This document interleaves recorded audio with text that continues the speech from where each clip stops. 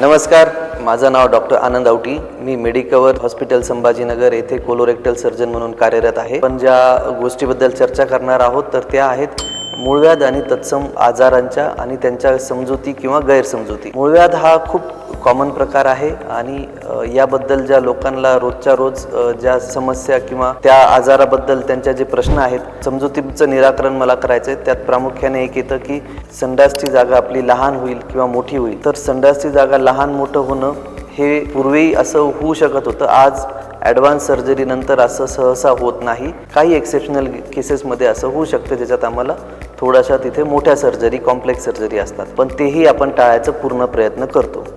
नंतर संडासवरचं, शौचावरचं नियंत्रण जाईल का, ही सुद्धा खूप मोठी भ्रामक कल्पना आहे. त्याच्यामुळे ह्या समजुतीने तुम्ही ऑपरेशन टाळण्याचा विचार करू नका. शस्त्रक्रियेनंतर किती दिवसांनी मला काम करता येईल किंवा किती त्रास होईल, तर याच्याबद्दल आपल्याला सर्जरीचे 3 प्रामुख्याने प्रकार असतात. सर्वात साधारण प्रकारामध्ये आपल्याला त्याच दिवशी कामावर रुजू होता येतं, ज्याला आम्ही ऑफिस प्रोसिजर म्हणतो. शस्त्रक्रिया किंवा त्या आजारांच्या उपचारानंतर तुम्ही साधारण 1 दिवसाचा आराम करून कामावर रुजू होऊ शकता.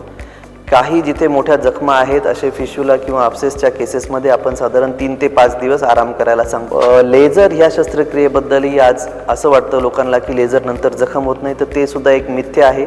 लेझर हे सर्जन किंवा जे शस्त्रक्रिया करतात त्यांच्या हातातलं एक साधन आहे.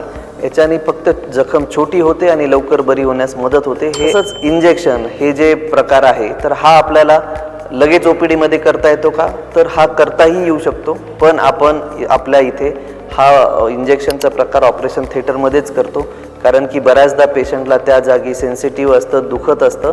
दुसरं की पेशंटला अचानक सांगितल्यावर ते तयारही नसतात.